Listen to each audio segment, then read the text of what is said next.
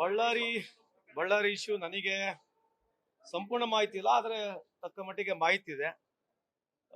ಅಲ್ಲಿ ಏನು ಆಗ್ಬೇಕು, ಕಾನೂನು ಪ್ರಕಾರ ಏನು ಕ್ರಮ ತಗೋಬೇಕು, ಅಲ್ಲಿರ್ತಕ್ಕಂಥ ನಾನು ಐಜಿ ಅವರು ಕೂಡ ನಿನ್ನೆ ಸಂಪರ್ಕದಲ್ಲಿ ಮಾತನಾಡಿದ್ದೀನಿ, SP ಅವರು ಕೂಡ ಮಾತನಾಡಿದ್ದೀನಿ.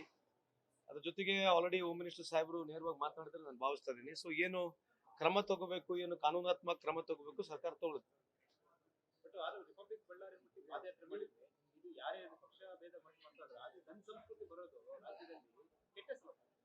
ಅಲ್ಲ, ಅದು ನಿಜಕ್ಕೂ ಮೇಲ್ನೋಟದಲ್ಲಂತೂ ತಪ್ಪು ಕಾಣ್ತಾ ಇದೆ. ಯಾರೇ ಮಾಡಿದ್ರು ಗೊತ್ತಿಲ್ಲ, ಯಾರು ಮಾಡಿದಾರೆ ನನಗೆ ಗೊತ್ತಿಲ್ಲ. ಆದ್ರೆ ಇದನ್ನ ಸಮರ್ಪಕವಾಗಿ ಒಂದು ತನಿಖೆ ಆದ್ಮೇಲೆ ನಾನು ಮಾತನಾಡಬಹುದು. ಅದಕ್ಕಿಂತ ಮುಂಚೆ ಮಾತನಾಡೋದು ಸರಿಯಲ್ಲ. ಅದು ಯಾರು ಗನ್ ಫೈರ್ ಮಾಡಿದಾರೆ ನನಗೇನು ಮಾಹಿತಿ ಇಲ್ಲ. ಆದ್ರೆ ಯಾರೇ ಮಾಡಿದ್ರು ಅದು ಸರಿಯಲ್ಲ ಅಂತ ನನ್ನ ವೈಯಕ್ತಿಕ ಅಭಿಪ್ರಾಯ. ಇಂಥ ಒಂದು ವ್ಯವಸ್ಥೆಗೆ ಕರ್ನಾಟಕ ಆಗಿರ್ಲಿ, ಬಳ್ಳಾರಿ ಜಿಲ್ಲೆಗೆ ಇದು ಸರಿಯಲ್ಲ ಅಂತ ನನ್ನ ವೈಯಕ್ತಿಕ ಅಭಿಪ್ರಾಯ. Neither I am favouring or against, but ಈ ಪ್ರೊಸೆಸ್ ನ, ಈ ಪದ್ಧತಿಯನ್ನ ನಾನು ಖಂಡಿಸ್ತೀನಿ. ಇದು ನನಗೆ ವೈಯಕ್ತಿಕವಾಗಿ ನಾನು ಇದನ್ನ ಖಂಡನೆ ಮಾಡ್ತೀನಿ, ಯಾರೇ ಮಾಡಿದ್ರು. ಈ ಸಂದರ್ಭಕ್ಕೆ ಹೇಳಿಕೆ ಬಯಸ್ತೀನಿ.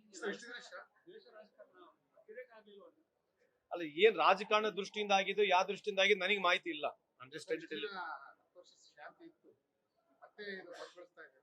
ಅಲ್ಲ, ಅದೇ ಹೇಳ್ನಲ್ಲ, ಯಾರು ಮಾಡಿದರೆ ನನಗೆ ಮಾಹಿತಿ ಇಲ್ಲ. ಯಾಕಂದ್ರೆ ಕೆಲವರು ಪೊಲೀಸ್ ಗನ್ ಫೈರ್ ಆಗಿದೆ ಅಂತ ಕೆಲವರು ಹೇಳ್ತಾರೆ, ಕೆಲವರು ಪ್ರೈವೇಟ್ ಗನ್ ಮ್ಯಾನ್ ಫೈರ್ ಆಗಿದೆ ಅಂತ ಹೇಳ್ತಾರೆ. ನನಗೆ ಮಾಹಿತಿ ಇಲ್ಲ. ನಿನ್ನೆ ನೈಟ್ ಅಷ್ಟೇ ಮಾಹಿತಿ ಬಂದಿದೆ, ಸಂಪೂರ್ಣ ಮಾಹಿತಿ ನನಗಿಲ್ಲ. ಪೊಲೀಸ್ ಮಾಡಿದ್ರಾಗಿರ್ಲಿ ಅಥವಾ ಪ್ರೈವೇಟ್ ಗನ್ ಮ್ಯಾನ್ ಮಾಡಿದ್ರು, ಈ ಸಂಸ್ಕೃತಿ ಕರ್ನಾಟಕಕ್ಕೆ, ನಮ್ಮ ದೇಶಕ್ಕೆ, ಅದು ವಿಶೇಷವಾಗಿ ನಮ್ಮ ಬಳ್ಳಾರಿ ಜಿಲ್ಲೆಗೆ ಸರಿಯಲ್ಲ ಅಂತ ನನ್ನ ಅಭಿಪ್ರಾಯ.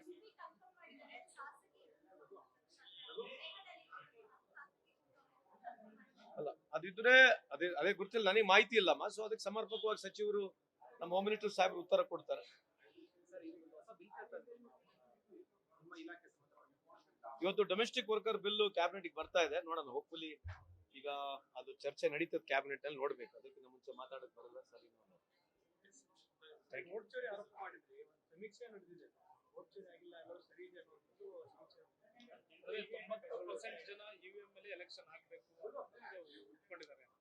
ಅಲ್ಲ, ಏನಾಗುತ್ತೆ, ಪರ್ಸೆಪ್ಷನ್ ಮೇಲೆ ಡಿಪೆಂಡ್ ಆಗುತ್ತೆ. ಈಗ ನೋಡಿ, ಎಲ್ಲೆಲ್ಲಿ ಬ್ಯಾಲೆಟ್ ನಲ್ಲಿ ವೋಟಿಂಗ್ ಆಗಿದೆ, ಬ್ಯಾಲೆಟ್ ನಲ್ಲಿ ವೋಟಿಂಗು ಎಲ್ಲ ಆಗಿರ್ತಕ್ಕಂಥ ವೋಟಿಂಗಿಗೆ ನೀವು ಚೆಕ್ ಮಾಡಿ ನೋಡಿದಾಗ ಬಹಳ ಜಗಜಾಂತರ ಆಗಿರ್ತಕ್ಕಂಥ ರಿಸಲ್ಟ್ ಬರ್ತಾ ಇದೆ. ಬ್ಯಾಲೆಟ್ ಎಲ್ಲೆಲ್ಲಿ ವೋಟಿಂಗ್ ಆಗಿದೆ, ಬ್ಯಾಲೆಟ್ ವೋಟಿಂಗ್ ನಲ್ಲಿ ಬಿಜೆಪಿ ಎಲ್ಲೆಲ್ಲಿ ಪಾರ್ಲಿಮೆಂಟ್ ನಲ್ಲಿ ಗೆದ್ದಿತ್ತು, ಸುಮಾರು 36%, 37% ವೋಟ್ ರೇಷಿಯೋ ಕಮ್ಮಿ ಆಗಿರ್ತಕ್ಕಂಥ ನೇರ ನೋಟದಲ್ಲಿ ಕಾಣ್ತಾ ಇದೆ. ಸೊ ಹಂಗಾಗಿ ಸಮರ್ಪಕವಾಗಿ ಯಾವ ರೀತಿಯಾದಂತ ಏಜೆನ್ಸಿ ಇದೆ, ಯಾರನ್ನ ಕೇಳಿದ್ದಾರೆ ಅದು ನಮಗೆ ಗೊತ್ತಿಲ್ಲ.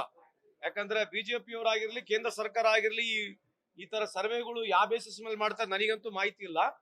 ಆದ್ರೆ ಬಹಳ ಚಪ್ಪನಿಂಚಿಗ ಸೀನಾ, ದೊಡ್ಡ ಸೀನಾ ಇರ್ತಕ್ಕಂಥ, ಧೈರ್ಯವಾನ್ ಇರ್ತಕ್ಕಂಥ ವಿಶ್ವಗುರುಗಳಿಗೆ ಬ್ಯಾಲೆಟ್ ಎಲೆಕ್ಷನ್ ಹೆದರಿಕೆ ಏನು, ಹೆದರಂತದ್ದು ಏನಿದೆ ಅವರಿಗೆ? ಬ್ಯಾಲೆಟ್ ಎಲೆಕ್ಷನ್ ಮಾಡ್ಬಿಟ್ರೆ ಆಯ್ತು. ಯಾಕಂತಂದ್ರೆ ಸಮರ್ಪಕವಾಗಿ ಇಷ್ಟೆಲ್ಲ ದೊಡ್ಡ ಪ್ರಮಾಣದಲ್ಲಿ ಕೋಟ್ಯಾಂತರ ಸಂಖ್ಯೆಯಲ್ಲಿ ವೋಟ್ಗಳು ಕಮ್ಮಿ ಮಾಡತಕ್ಕಂಥದ್ದಂತೂ ಮೇಲ್ನೋಟದಲ್ಲ. ನಿಜವಾಗ್ಲೂ ಅದು ಡೆಫಿನೆಟ್ಲಿ ಫೇವರಿಂಗ್ ಬಿಜೆಪಿಗೆ ಕಾಣ್ತಾ ಇದೆ. ಸಿಜೆಐನ ತೆಗೆದುಬಿಟ್ರು. ಸಿಜೆಐನ ಯಾಕೆ ತೆಗೆದಂತ ಉತ್ತರ ಕೊಡಬೇಕಲ್ಲ. ಈಗ ಪ್ಯಾನಲ್ ನಲ್ಲಿ ಎಲೆಕ್ಷನ್ ಕಮಿಷನ್ ಸೆಲೆಕ್ಟ್ ಮಾಡ್ಲಿಕ್ಕೆ ಸಿಜೆಐ ಒಬ್ರು ಇರ್ತಾ ಇದ್ರು, ಅಪೋಸಿಷನ್ ಲೀಡರ್ ಇರ್ತಾ ಇದ್ರು, ಪ್ರೈಮ್ ಮಿನಿಸ್ಟರ್ ಇರ್ತಾ ಇದ್ರು. ಇದನ್ನೆಲ್ಲ ವಿಶೇಷವಾಗಿ ಅವರಿಗೆ ಅನುಕೂಲ ಆಗ್ತಕ್ಕಂಥ ವಾತಾವರಣ ರಾತ್ರಿ ಪಾರ್ಲಿಮೆಂಟ್ ನಲ್ಲಿ ತಂದು ರೂಲ್ ಪಾಸ್ ಮಾಡಿ ಸಿಜೆಐನ ತೆಗಿತಕ್ಕಂಥದ್ದು ಏನು ಅವಶ್ಯಕತೆ? ಅಂದ್ರೆ ಸಿಜೆಐ ಮೇಲೆ ನಂಬಿಕೆ ಇಲ್ವಾ ನಿಮಗೆ?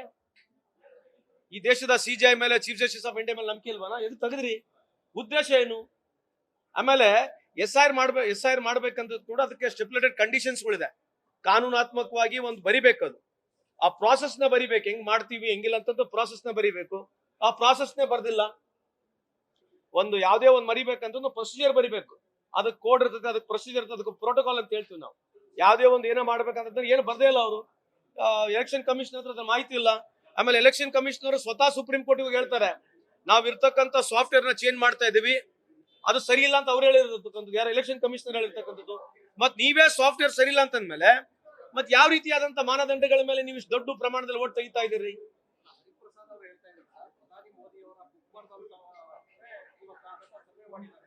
ಇರ್ಬೋದು. ಅಲ್ಲ, ಸರ್ವೆ ಅಲ್ಲ, ಕೇಂದ್ರ ಸರ್ಕಾರ ಸರ್ವೆ.